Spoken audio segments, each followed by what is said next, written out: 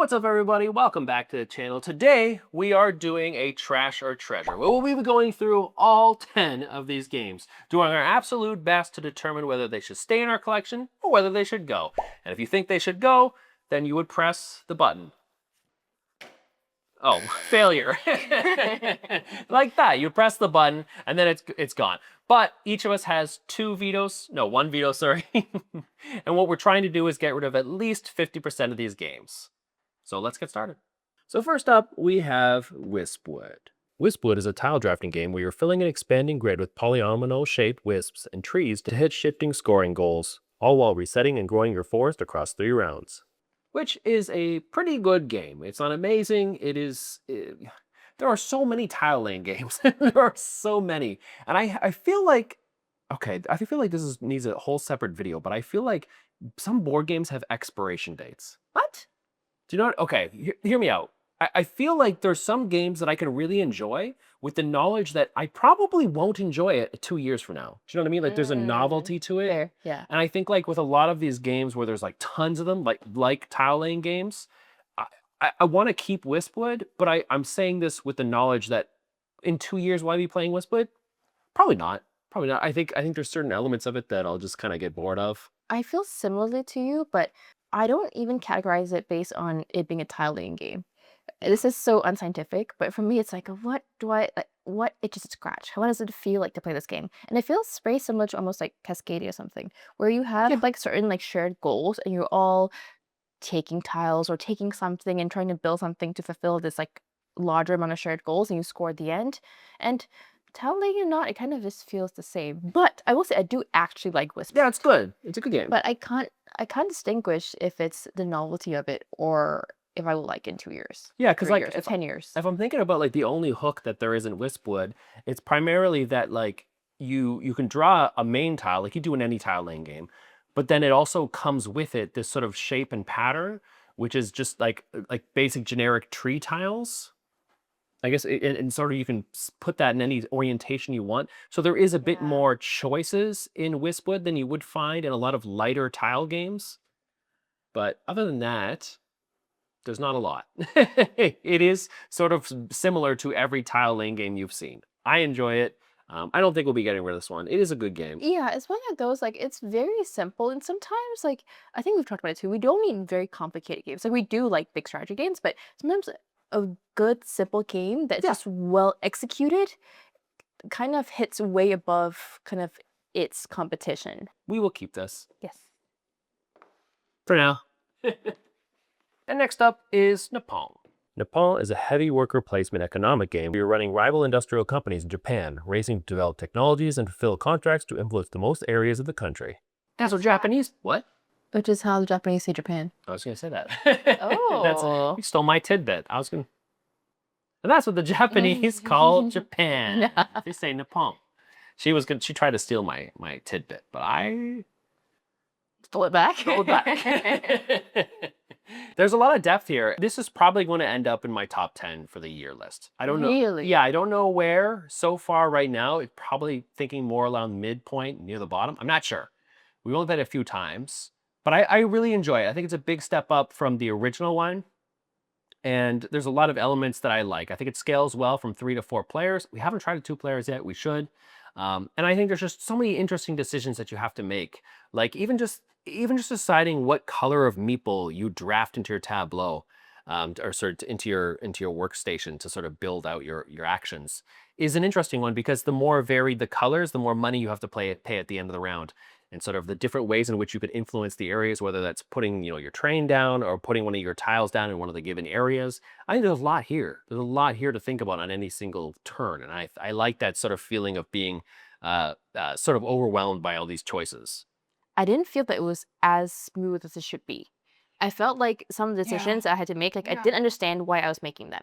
I don't feel like I had an overarching strategy. And it could just be me and like not understanding kind of the designer's view of the game and how like they envisioned, like the story that you go through when playing the game. So I feel like that area control aspect it's like, okay, if I did that, I couldn't do anything else. I couldn't do other stuff. And it felt like it was like you pick or choose what you're going for. And so I felt the balance was kind of off because you couldn't do other strategies to get a lot more points. And then you're forced to have to do area control. So that's why I'm like, ooh, it just feels like there's something about the full balance of the game that was just a little off. But I still like the game as a whole. Yeah, I think Nippon has a very tight economy. Very similar, To Japan? not as tight as A Eterna from Martin Wallace, but it's tight. Like this is not a game where you're going to get rewarded for everything. A lot of the rewards here are relatively minor. You're going to have a lot of difficulty like balancing your resources.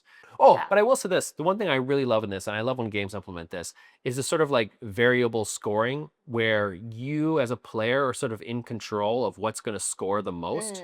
And what's Mhm. really neat is that you have to make some of those decisions have to be made up really early because you have 3 multipliers Yeah. that you have to take out as whenever you pass and collect your income. And you have to place them on one of the tracks. So you might place it on your factory track, or you might place it on your coal production. And early on, it's tough because you're like, You don't know what you're you gonna don't do know. yet. But Yeah. it does set a good guidance to what track you should follow. But it's a more open guide rail. It's not the game isn't holding your hand and telling you Yeah, to do I this. kind of wish it wasn't like that random where you get to choose. I wish it was kind of pre-decided, and then that way the entire game doesn't feel like if two people have the same perspective that they're going for the same thing, and there's a tighter fight for something versus something else. So it's just it incentivizes you to pay attention. And I think there's a lot of good interaction for what is kind of a generic Euro. For the most part, a little generic. Like I said, that's It's Japanese. true. I'm just saying the type of game, not the continent in which it takes place. That's Asia, silly man. Yes, I know this. Fun fact, Japan is in Asia, not What? Europe. Nepal. But yeah, it's a really good game. I really like it, and it will end up in my top 10 probably. We're going to Gen Con this year, so who knows what'll push it out. But so far, I'm really enjoying it. I like to keep playing. I would like to try this 2 players. I don't know if you're down for that. Sure. Yeah. So we're not going to buzz this out. Huh? So we're not going to buzz this out. Oh, buzz it out. I thought you'd bust this out. I'm like, what do you Bust mean? it Then out. how would you play if you don't bust it out? We won't buzz it out, but we will bust it out. We'll bust some moves. That's the problem. Okay, so here's how we'll do it. You just buzz out if you think it's something that you never want to play, even though you've never played it. Okay. Okay, I'll pitch it. Lairs is a 2-player dungeon building duel where you secretly construct a maze behind a screen, then race to raid your opponent's lair for treasure and monsters while attempting to escape. First and Oh, foremost, how bad a salesperson are you? first and foremost, Lairs is very unique. It doesn't feel like any other game. So in that respect, I like it. Now, the premise is essentially each player in the 2-player game is building their own little dungeon. It's secret. You get a little dungeon master screen so nobody can see it. And you want the other person to traverse through your dungeon and sort of stumble into traps and stuff, and monsters that you've set along the way. Not wanting them to find the treasures that you have to place in your dungeon. And of course, not wanting them to escape. It's very cool, and it's all like 3-dimensional and stuff, and you move around. The problem I have with Lairs is it's very similar to the problem I had with the base game of Nature last year. It's horseshit. The base game of Lairs is horseshit. And I'll tell you why, okay? It does say it's not a standalone game. Okay, It's but no, not a but this is standalone the game. expansion box. Yeah. So we'll get to that. This is the expansion box. So the base game of Lairs it feels exactly like Evolution, where they had a game there, and then they had all this cool stuff, and they started stripping them out of the game, and be like, we're going to repackage this, sell you this stripped down version of the base game, and then sell you an expansion separately at the same time. Like release them at the exact same time. That's what Lairs did. Without the adventure pack, it's a shit game. It's Oh, sorry, continue. Without the adventure pack, it sucks. It sucks. It's really basic. You'll play it 2 or 3 times and be like, I think I'm done here. You have to have the adventure pack. And that sucks. With the adventure pack, I think it's really great because it adds like more monsters, more treasures, and not just that, like more of the stuff you typically find in an expansion pack. It adds more like actions, like double the amount of actions that you can perform in the base game you can perform in the expansion. So there's just a lot more depth. And it's unfortunate they had to split it up like that. I don't know why food's in my mind, but I kind of think of it as like dip. Dip. Like you can have really good dip, but you need some kind of vehicle for the dip. And you can use like vegetable, I don't know how many of you love vegetables, but you can use like bad celery and like for the good dip, the celery, eating the dip, So I'm like, the hell are you talking the base about? game, sucking is like fine to me because Oh, You know what I mean? The Oh, no, whole I experience got you. altogether I got is you. so good. But like the difficulty is like when you're reviewing a game, are you reviewing the base game or are you reviewing it with the expansion? And shouldn't the base game be able to stand alone Yes on and its no. own? For me, maybe it's just me specifically. For me, it's all price dependent. If the base It game is is so cheaper. expensive that it sucks on its own, then absolutely no. There's no, additional flair you can add to it that makes it better. But if the base game is super affordable and you know you're supposed to get a whole bunch of expansions for it, then I'm like, it's okay. It's not bad. Yeah, so as long as you know that getting into it, do you think it'd be something you want to try? It's 2-player only. It's relatively short, fairly light, but it's a neat premise. I like the idea of it, so I would love to try it. I don't know if it's exactly my type of game, especially because it seems I like the strategy Yeah. element to it, but I don't know if I really want to entrap my opponent. Do you know what it is, guys? It's a novelty.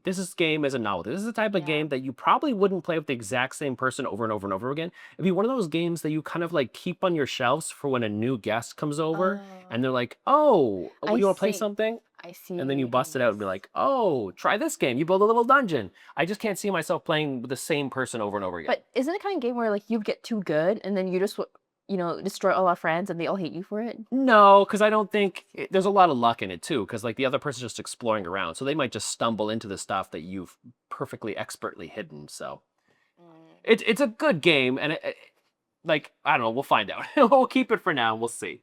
So another keeper. Next up, we have Finding Nemo. Shallow Sea. I forgot the name. I was just gonna say the fish tile game. Shallow Sea is a tile-laying reef builder where you draft coral and sea life tiles, plus fish tokens to grow your own ocean board to complete objectives, and move your little fishies around for maximum aquatic efficiency. Okay, so Oh, wow. okay. That was very Listen. unexpected. This is another one of those like that's good. It's a good game, but there are so many animal light set collection tile laying games that exist. There's like Calico, what's the Cascadia? Oh my god, But what's the the other one? fish are so cute. And Life of there's Amazonia. Nemo. There's the clownfish. It is cute, but like how many of these games do we need? It's a good Okay, game. if you say need, you don't need any of these games. Yes, no, we don't, we don't need anything. This is all just a luxury shit. This is the hobby that we're in. It's all just luxury. Nothing's a necessity. But it's cute and it's fun. Well, And I'm still entrapped in the novelty. I guess. I don't know. I just don't see that much separating this from every other tile laying game. I like that after you've completed a little tile with the colored fishes that you put around it, you can shift those fishes to other places. But what's that cosmic game? That game did that too. I don't know what you The Cosmos one? Cosmos. Yeah, it was like little pegs that you put down that I hated because it had all those pegs. Oh yeah, But I you could love do that like one, that. that The one pegs too. is if you have long nails, very hard with the pegs. Yeah. Oh, well, I had big fat fingers, so my sausage Yes. fingers were having difficulty like getting into those. You know what I things. realized? I think games like this, they are my preferred board game cafe type game. If you're going on a date or Yeah, going to hang out sure. with friends at a board game cafe and you want an easy game that's like very pretty fun and like easy to learn, easy to play, Yeah. this is great. It is. But when it comes to creating a collection, which I think is where we're at, right? It's really hard to justify this. Unless you're a big aquarium sea creature fan, then I can definitely see a theme specific collection. But It's like, okay, if you're curating your collection, which is the whole premise of this video in the first place, right? We got to thin down. Is Shallow Sea better than all those other animal tiling games that I just mentioned? Is there anything here that is better than those cute games? fish. Sure. But aside from cute fish, aside from Nemo, is Nemo a clownfish? Yes. Is a clownfish? I don't know fishes. He's a clownfish. But aside from the clownfish, is there anything? I don't know. Is there anything that it's doing better? And I don't think there is. It's good. It's good. Oh, it's also by Bad Comet, the game that I was referencing, the Cosmos game. I believe that's also Bad Comet. Anyway, we're getting rid of it because I buzz it. Unless you want to use veto, you only get one. No. Then it's gone. Bye bye, Nemo. And next up is Azure. Azure is a 2-player abstract strategy game where you're playing card suits to place stones across 4 boards to influence the gods. This game to me feels very similar to like a lot of Rainer Knizia. It's not Rainer Knizia, but it feels a lot like his style of like 2-player head-to-head abstract strategy games. Well, it is by Brightwing Games, and they do have a lot of those do. types of games. Yeah, they do a lot of Knizia stuff. Yeah. And this one feels very similar. There's a good amount of depth for a surprising amount of simplicity. Like it's a very easy game to explain, but there's a lot of options on any given turn. But aside from that, you have to be cutthroat. That's the whole purpose of this. This is another one of those games where I'm like, yeah, that's good. That's good. Is it great? I don't think so. I don't think. Okay. I think it's great. I'm actually use my veto on this one. I think on this one. Yes. So I don't know what it is, but I love games where we don't have to talk. I really, games. No, I do like some games where I don't like co-op games in general. I can't even lie. I can't even pretend. I like games where you can be very in the game and fully absorbed in your strategy and what you're doing. And it's one of those games where it's so ridiculously simple. Like this game is so simple, but also so complicated at the same time. It's the type of game where sometimes you play multiplayers, whatever. This is two-player games. It doesn't have that, but you play multiplayer games. I go on my phone, so I get bored waiting for people to go, or like the strategy is not that complicated. I can remember it while I was going on my phone and scrolling Reddit or whatever. This game, I'm fully absorbed into it. And then after we finish playing, I'm gonna play again. And it's just so simple, but so good. It's clever. It's a clever game. I do like it. So I guess we'll be keeping it. I am so surprised that it says it's for ages 8+. Because it is really simple. Yeah. An 8-year-old can handle this. How would you know? I don't know. I don't know many 8-year-olds. You're not 8 years old. If you're 8, if you're a subscriber and you're 8, now I've looked at my demographic and it's primarily men between the ages of 30 and 50. But if you're 8, if you're one of those 8-year-olds, let us know in the comment section. And get your mommy and daddy's credit card and donate to our Patreon. Is that legal? Can I legally say that? No. I mean, I don't know. Don't do that. Maybe just ask. We are not criminally responsible for your... Just do it anyway. We don't endorse that behavior. Yeah, we don't do it.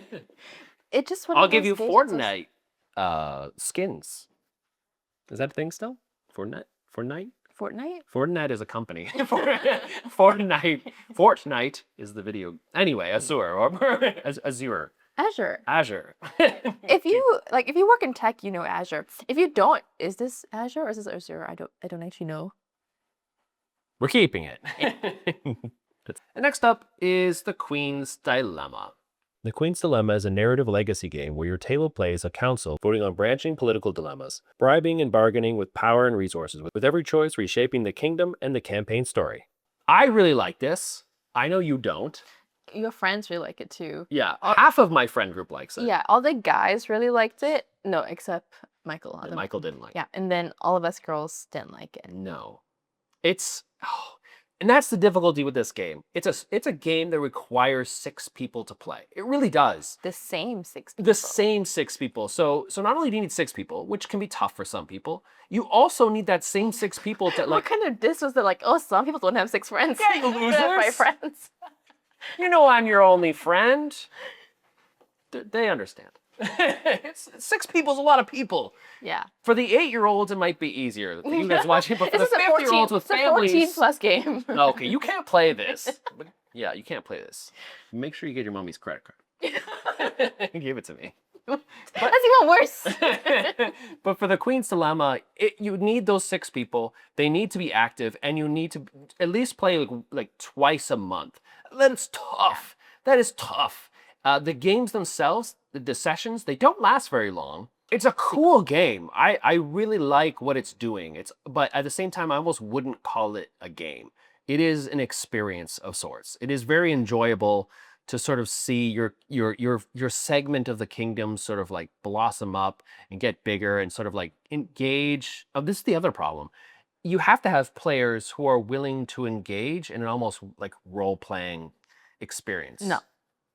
No, you do, and no. you can't do that. So that's why that's one of the reasons you don't like it. It's not only role playing. I'd say this is identical to someone reading a storybook out loud, and you're all supposed to be very engaged and care about the story. Yeah. This game is fully dependent on the fact that you are immersed in this story, and me specifically as a gamer or someone that enjoys games, I don't care about the story. I like a cool theme. I like one that's immersive. But I don't care about the story. You know, there's cards with lots of like the background. I don't care. Move on. And when we have some of our friends read every single card dramatically with dramatic pauses, and I'm like, okay, move on. Well, what's the action that we do now? Do we vote? What do we do? Yes. It's just like so dramatic, and for me, like, there's no game purpose. It's just waiting for the story to be read. The one critique I have of this game is that so you have a certain card that you'll start the game with, and these are sort of like your overall objective card. You know, where you want to fall into the kingdom on certain political issues, ideological issues, like you want to fall more into tyranny, do you want to fall more into freedom? So you have these areas that you want to meet. Now the difficulty is, and the shitty thing is that once you start reading those cards, there is an element where you're just like, yeah, just tell me what we're voting on and which way it's going to move these tokens on the track. Yeah, tell me Because I the want it to, impact of the game. I want the shit to get over to my side of the track. I don't care about the story. And in trying to introduce that mechanical element to make it feel like more like a board game, they've lessened the amount of role playing that there is in the game.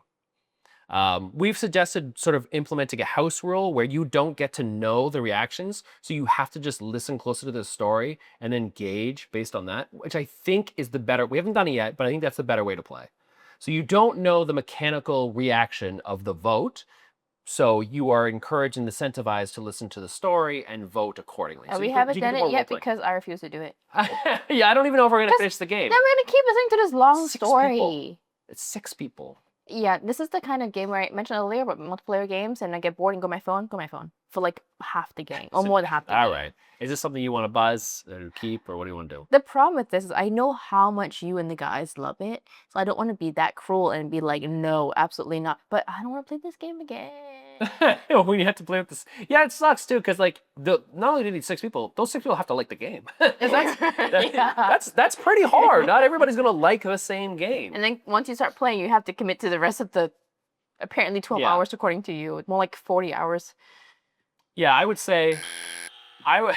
I was gonna give it a shot. No, you're gonna. Wow, buzz it I'm out. kind. You buzzed. He buzzed my buzzer. How rude! Did you see he buzzed my buzzer? I would just say this. I think we should play again, finish the campaign, and I think we should do a review of it. We could do like a really like cool, like diametrically opposed, like I love it, you hate it, that type of review, because that is how it is. I think it'd be a cool game to review. So we'll keep it around for that purpose, and then once we review it and we finish it off, then we'll get rid of it. Or we could have a version of New House Rule where we don't read the story at all and just go straight to the Well, vote. you have to read the story. It's part of the game. All right, we're keeping it for now. Wow, he buzzed my Temporarily. buzzer. Well, no, we're keeping it. getting rid of it. I think that counts as getting rid of it. Just not right away. And next up is Clank. Clank in Space is a deck-building push-your-luck dungeon crawler in space, where you're sneaking through an alien ship stealing loot while trying not to make enough noise to draw the ship's monster. What? I'll tell you why. I love Clank. I think Clank is brilliant, but this is specifically Clank in Space, and we now have Clank Dungeon something. Do we? Is it back here? I don't know. We have the dungeon one. Underworld. I don't know what the hell. I don't remember what it's called. Catacombs. We have Clank Catacombs, Yeah. and I don't see the purpose of owning 2 Clanks. Clank. What? Why? Are you ever going to crave Clank in Space when Clank Catacombs is so significantly better? Like building out that dungeon, it adds an element of it which is just a lot more interesting and cool. It's the superior Clank.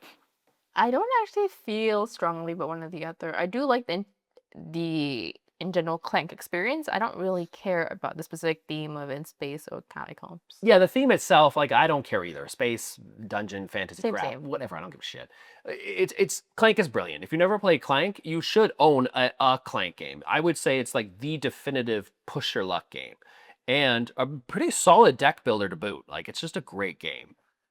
And I'd say that it also plays really well in different player counts, and that's Oh yeah. and it's one of those like party strategy games. It's not really strategy, but it kind of feels close to strategy because you decide like push your luck to me is almost strategy. You gotta decide when and where to go. Yeah. And it feels very party. It feels like it livens up the mood. It's very exciting, very fast paced. It's very fun. Clank does a great thing where like a lot of push your luck games sometimes feel like they're overextending their welcome, whereas Clank, or they finish off too early and it just feels like a bunch of random bullshit. I think Clank straddles that middle ground where it finds like it doesn't stay overstay its welcome and it also doesn't feel like just silliness. There's not a ton of interaction, but you're sort of like incentivized to keep attention to what other people are doing so you could scoop things before they scoop things. And it is enjoyable to see what shenanigans they get into in their turn, especially when they start taking damage and you sort of take some glee into their dismay. That's only you. Is that Schadenfreude? Schadenfreude? Is that what it's called? Evilness? When you're like that German word that where you like you take pleasure in other people's like sorrow. Schadenfreude. Anyway, Clank in Space. We're gonna get rid of this one simply because look, there's dust. That's how often we play now. Now that we have That's Clank. how much you clean. Yeah, okay. No, it's not indicative of cleanliness, and my inability to dust is only in regards to. Let's get rid of it. All right. Next up is Tenby. Tenby is a card drafting street building game where you're constructing a well-seasoned town from a terrace, pier, and landmark cards, chasing feature-matching combos and resident objectives to make the prettiest town on the table. Tenby is a pretty solid tableau builder game. It is another one of those games that sits right in at like the 20-minute mark. My biggest criticism with the game is that end game scoring. It's sort of like Forest Shuffle, where you're just sitting there, be like, okay, how many fucking seagulls are there? Okay, there's 8. How many trash cans are there? Okay. This is one of the lighter games that I enjoy because I think for a tableau builder, there's a decent amount of depth there. Yeah. Because there's when you're making your choices, you can decide to break off and start a new street with the things that you've drafted, which I think is always a cool idea because now you can sort of maximize your scoring opportunities by putting the same things in multiple streets. In addition, you're selecting whether or not it goes to the farthest right and the farthest left, which is a cool decision space because I like that. It's sort of like in Furnace. I also like the way turn order is decided, where you can draft those cards that are going to provide you more actions, but it comes at the cost of not being able to pick first on the next round. So sort of like King Domino. It's just so cute and so approachable, and it's a very simple game. Yeah. Like we said before, we love simple games that's executed well, and it's not the kind of game where you have to whip out a rule book and trying to remember how to play it. It's just very, very lighthearted and enjoyable.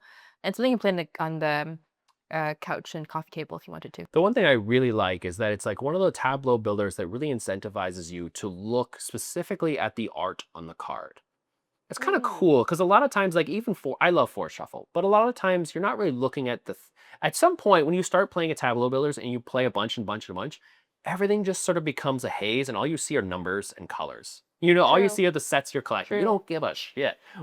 This is a blue jay. This is a bear. You don't care. In Tenby, because you have to see like, okay, how many seagulls, how many chimneys, how many flower pots are there in the windows? You kind of have to look at the art, which is cool. It's a double-edged sword though, because at the end of the game, you also have to look like, okay, where are the flowers? Okay. Yeah. Is there a lamppost in this card? Is there not? Like with the trash can? Like... But it's good. It's good. And it's featured in my cozy gaming video. So if you haven't seen that, check it out. Tenby. We're keeping it. And next up is Disney's Villainous. Villainous is an asymmetric competitive game where each player runs a different Disney villain chasing their own unique win condition while using fake cards to sabotage everyone else's plans. We got this game because we were watching, I think, Foster and Maple, and they really loved this game. And so, like, they described it so well. I was like, I really going to try this game. They sold us. Yeah. They lied to us. Yeah. Lies, don't watch them. No, I'm just kidding. They're a good channel. But this is not a good game. No, cannot recommend. It's so unbalanced. I think that's my biggest complaint with this game. It just feels like some villains are just OP and others suck. Yeah, it does feel like that. And it doesn't feel like on any given turn I have too much agency. I understand that it's a lighter game, but I am just kind of dealing with whatever hand of cards I get dealt. Yeah. It just doesn't feel like there's that much going on any given turn to keep me engaged throughout. I like the premise. I like Disney films. I'm a millennial guy.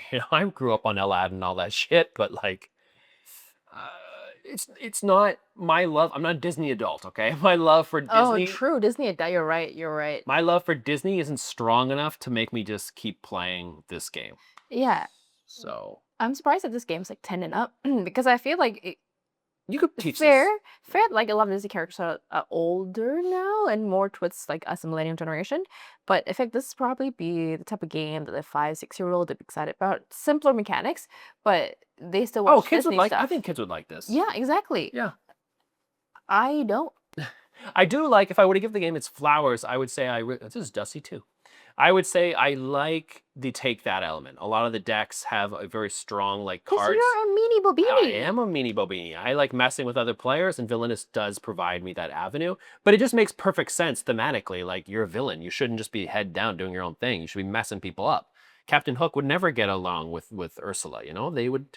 They'd clash. I play Disney Heroes. Yeah. Disney heroes. Yeah.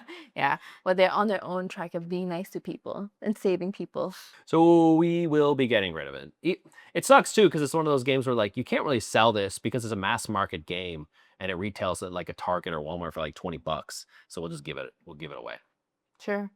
Let's find some 10-year-old that likes Disney. Yeah. Donate to our Patreon, 8-year-olds, and you get your mommy's credit card, and we'll give you a free copy of Villainous. That's not true. Don't do that. I don't want to get sued. I don't know how YouTube works. That's illegal. No free games.